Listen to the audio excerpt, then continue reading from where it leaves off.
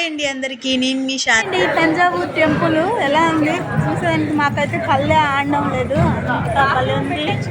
మేము కనుమ పండుగ రోజే తంజావూరు గుడికి వెళ్ళామండి. ఆ రోజు కనుమ పండుగ అంటే ఆవులకి బాగా స్పెషల్ కదా. ఆవులను అయితే నంది చుట్టూ తిప్పుతూ ఉన్నారండి.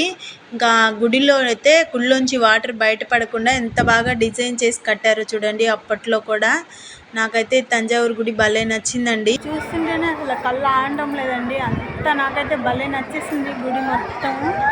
అసలు ఎంత శిల్పాలు, ఎంత గోపురము, ఎంత గుడి. ఇంకా మా అమ్మమ్మ అయితే తంజావూరు గుడి లోపలికి అట్లా అడుగు పెట్టామో లేదో బాగా ఎమోషనల్ అయిపోయింది.